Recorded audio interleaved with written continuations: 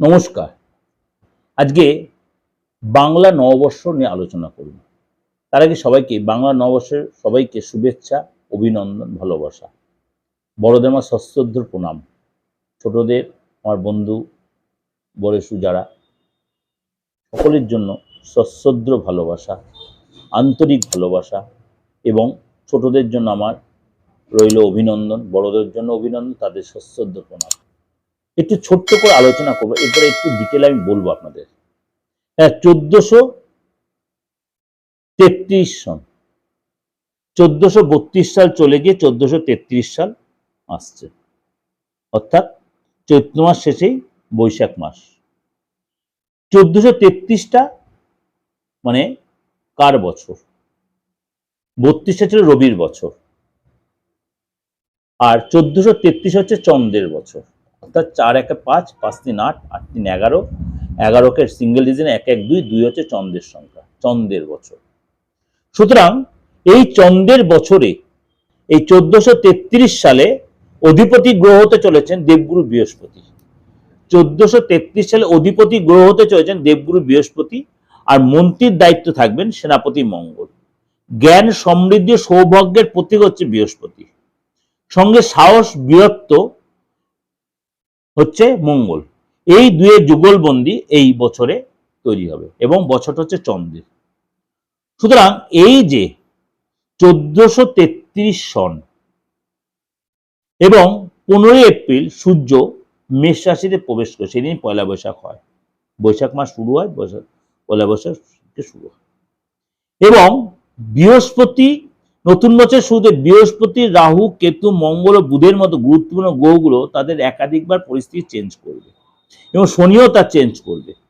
সুতরাং এই যে 1433 সালে কোন কোন রাশিকে, অর্থাৎ 12 রাশি মেষ টু মীন, আমি তো আপনাদের এই 2026 সালে আলোচনা করেওছি, সেটা রবির বছর আর এটা চন্দ্রের বছর।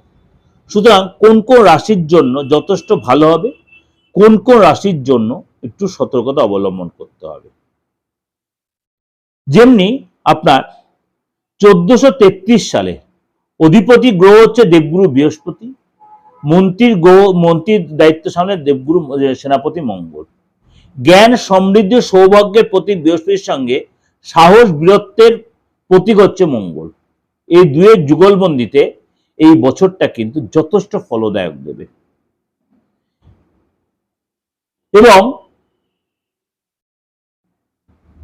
তার জন্য এই নতুন বাংলা বছরে কোন কোন রাশির জন্য ভালো হবে? মকর রাশি। মকর রাশি আপনার জন্য কিন্তু এই 1433 সাল আপনার জন্য 1433 সন আপনার জন্য যথেষ্ট ডেভেলপের। কিছুই মনটা কিন্তু অস্থিরতা হতে পারে, কষ্ট পেতে পারেন, আঘাত পেতে পারেন, কিন্তু সেটাকে আপনি ভুলে বা সেটাকে ইগনোর করে যদি আপনি সামনে দিয়ে এগোন, আপনি কিন্তু যুদ্ধ জয়লাভ করবেন। চন্দ্রের বছর ঠিক মনটা মাঝে মাঝে আপনার অস্থির কষ্ট হতে পারে, চোখে জল আসতে পারে, অনেক কিছু পেলাম না, অনেক কিছু হারালাম, এরকম হতে পারে, মাঝে মাঝে এটা হতে পারে। কিন্তু সবসময় সেটাকে নিয়ে পড়ে থাকলে কিন্তু, অতীত নিয়ে পড়ে থাকলে আপনি কিন্তু পিছিয়ে যাবেন। আপনাকে সামনে এগিয়ে চলতে হবে, সামনে আপনাকে এগিয়ে চলতে হবে। শরীর স্বাস্থ্য আপনার অনেকটাই সাপোর্ট দেবে, মাঝে মাঝে ব্যথা বেদনা কষ্ট পেতে পারেন, ইনফেকশনের কোনো প্রবলেম হতে পারে, ঘাড়ের যন্ত্রণা, আপনার হাঁটুর যন্ত্রণা, জয়েন্ট পেন, এগুলো কিন্তু আপনি ভুগতে পারেন। কিন্তু তাই নিয়ে আপনি বসে থাকলে হবে না, আপনাকে যুদ্ধে নামতে হবে, তাহলে আপনি জয়লাভ করবেন। কার সাথে কথা বলছেন অবশ্যই সেখানে ভেবে চিন্তে বলে কি কথা কার সাথে বলছি, সব কথা ওপেন করে বলবেন না, একটু গোপনীয়তা মেনটেন করে। কোথাও ঘুরতে যেতে হবে, কোনো পাহাড়ে নদী এরিয়া ঘুরতে গেলেন, অর্থাৎ ওভারঅল কিন্তু আগের চেয়ে সময়টা অনেকটা বেটার আপনি ফিল করবেন। যে অবশ্যই প্রোগ্রামটা সাথে অবশ্যই জুড়ে থাকুন, ডিটেলটা অবশ্যই খুব শীঘ্রই দেব, আপনারা অনেক বেশি উপকৃত হবেন তাতে।